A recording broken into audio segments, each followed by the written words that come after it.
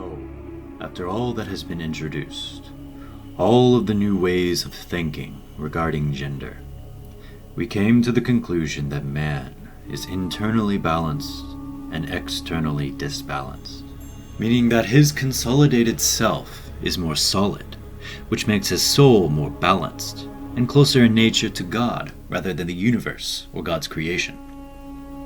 However, it in turn makes him, unless perfect, exist in disbalance relative to the universe because man is but a small part, and the focal point of his soul is rarely also the focal point of the universe.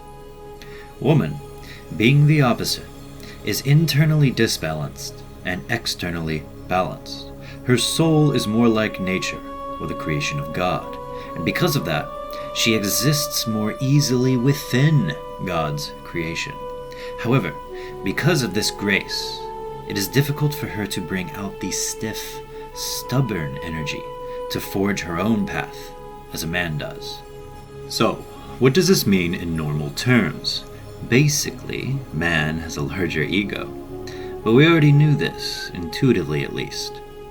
Man is more wrapped up in himself, and therefore has more of an effect on the world around him. Why do women flow and have more grace? Because they are more connected with what is external to them. They are, in a way, a part of nature, whereas man is more akin to what we define as God. All this I have said before. In psychological terms, man is the conscious mind, and woman is the unconscious mind. Sun and moon analogy once again. So, what is the moral? It is that despite all of these differences, man and woman are connected and exist within an unbreakable cycle. Man changes the world then changes woman, as she is a part of that world. And finally, woman reflects those changes in the world to change our nature, which in turn changes the hearts of man. It is a feedback loop. Now by world, I do not mean the physical world, I do not mean earth. The word world has its root in the word word, and is literally the word that was with God before time. It is the narrative, if you will, of reality at a certain point. It runs deeper than this to eventual manifestation of physical reality. However, for the word or world that man can create, we consider examples like the historical narrative, political narrative, the scientific narrative, the religious narrative, etc. Like I said, technically this word manifests down into the physical reality, but the point is that the human world is the current matrix of mass psychology. So, the current way of thinking and feeling. The interchange of mental and physical sex. Examples of man creating the world is in religious prophecy, which has been wholly male. Also, new academic ideas that change our way of thinking towards a certain subject. Political ideologies are also made by men. These change the world, so to speak. Or you can view it as they change the word of man, or the mind of man as a whole. This dynamic places men as the leaders of the world, as I mentioned in the second video of this series.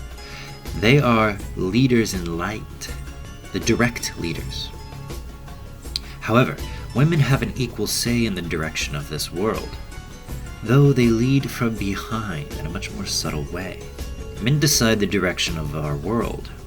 Women decide the direction of our hearts. These powers are balanced if they are expressed naturally, as they were before the 20th century. If one gender was born with more power than the other, the harmony of gender would have fallen into disbalance and destroyed itself, along with the universe, long before humans came into this universe. The genders are equal, but different.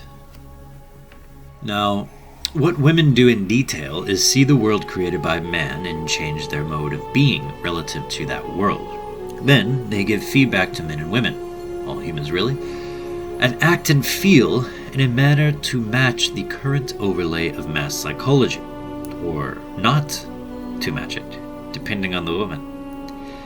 This literally changes the way we see the world and thus what we end up doing to the world in the future. So, like what women do with a man's confession of love, they, on a greater scale, either accept or reject the world of man. This acceptance or rejection is expressed in their mode of being, and this way of being changes man's heart and thus his perspective. Then, man, whose heart has been changed by woman, reflects that change in his heart as the actions he next takes in changing the world. And then, woman changes her heart based on that world, which changes man, which changes the world, which changes woman, and so on, the dance of the growth of consciousness goes. It is important to know that if man creates an evil perspective or flawed outlook upon the world will change women to make them more likely to become evil or flawed.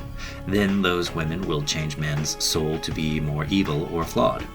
On the other hand, if a woman favors evil traits in a man and encourages that, or encourages, for example, materialism over spiritual development, that will corrupt the hearts of man. In simple terms, if woman acts happy and loving towards a greedy, selfish man because she wants the money he has, then it will encourage man to act greedy and selfish.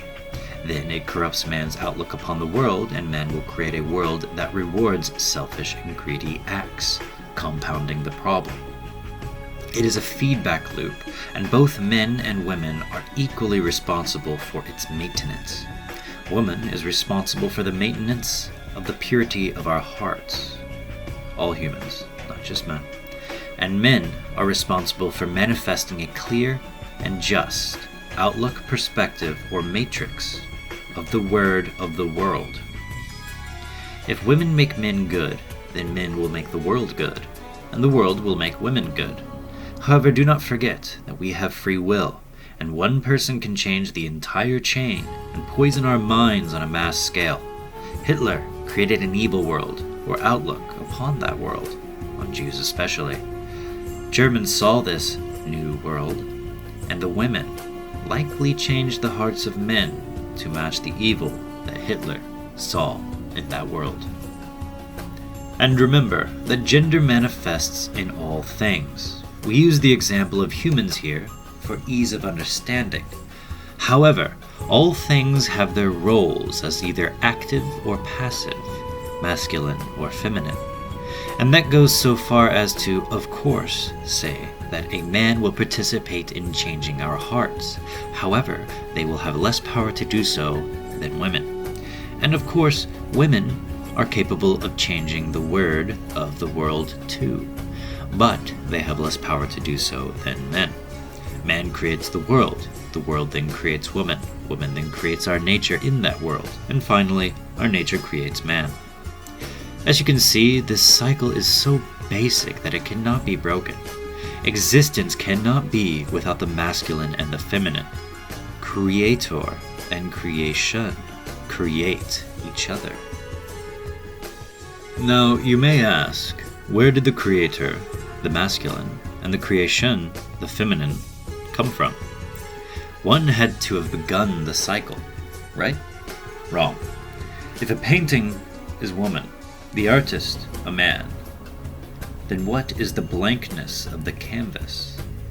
Its blankness or non-existence is that which creates and simultaneously has the potential to become something or to be created.